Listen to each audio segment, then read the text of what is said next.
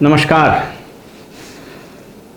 जब देश की राजनीति, देश के राजनीतिक दल और उसका नेतृत्व ये खोखला हो जाए, सिद्धांत विहीन हो जाए, नए रक्त के प्रवाह से सूख जाए और बैंकरप्ट हो जाए, तो ऐसी स्थिति में इन दलों को अपर हाउसेस के लिए एक अदद उम्मीदवार चुनने में पसीने छूट जाते हैं। और तब आता है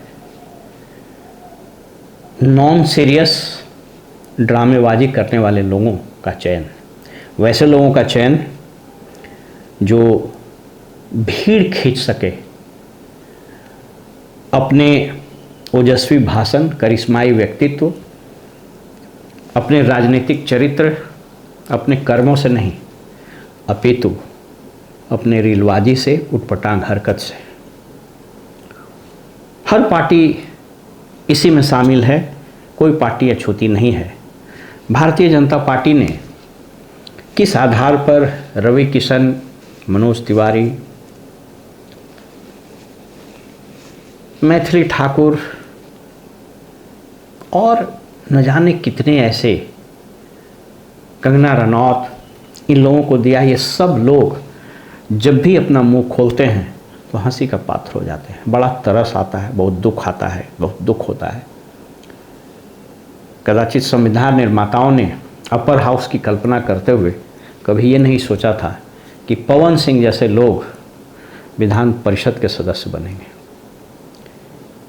यह राज्य के खोखली, विभत्स, कंगाल होती राजनीतिक विरासत और राजनीतिक संस्कृति का दुष्परिणाम है। सोच लीजिए कि वो अपर हाउस जिसमें कैसे कैसे दिग्गज एक ज़माने में रहे। मुझको हाल के कुछ सप्ताह पहले विधानसभा की लाइब्रेरी में जाने का मौका लगा, प्रोसीडिंग्स को पढ़ने का मौका लगा, कॉन्स्टिट्यूएंट असेंबली के भी कुछ डिबेट्स को हमने पढ़े।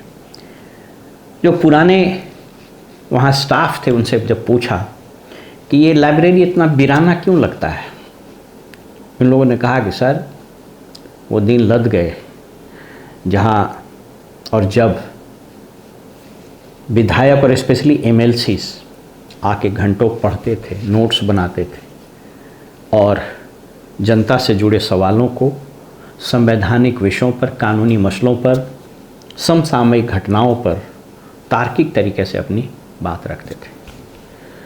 तो अब वो बात सुनने और समझने के लिए जनता के पास भी फुर्सत नहीं है, जनता को भी सरोकार नहीं है। इसलिए नेता, विधायक, मंत्री, अधिकारी रीलबाज हो गए और एक अदद नेता के लिए, एक अदद कैंडिडेट के लिए पॉलिटिकल पार्टीज़ को दो चीज़ की ज़रूरत होती है। पहला कि मोटा धन कौन दे सकता है, और दूसरा वो अपने हंसी मजाक, गाना, डांस, डीजे, चुटकुल्ला से कुछ भीड़ इकट्ठा कैसे कर सकता है। हम लोग राजनीतिक संस्कृति के दिवालियेपन के इस दौर से गुजर रहे हैं और ये रास्ता कितना लंबा है ये मुझको नहीं मालूम है, कब जाकर ख़त्म होगा। जब कभी भी आप मनोज तिवारी, रवि किशन, कंगना रनौत, मैथिली ठाकुर, निरहुआ, अब इस तरह के लोगों को जब आप सुनेंगे तो आपके मन में दो भाव आएगा। पहला हंसी का, दूसरा हल्का हो जाने का एहसास, और तीसरा अगर आप थोड़ा सीरियस होइएगा तो आपको आत्मग्लानि होगी कि हमने किस समाज की कल्पना की थी और कौन सा समाज बन गया। इस बीमारी से कोई अछूता नहीं है, चाहे राजद हो, चाहे कांग्रेस, चाहे भाजपा हो, चाहे लोजपा हो, और चाहे हम पार्टी हो, चाहे कोई और। यह दौर कब खत्म होगा मुझको नहीं पता। फिलहाल हमें इजाज़त दीजिए और आप देखते रहिए वॉइस ऑफ रिपब्लिक। नमस्कार।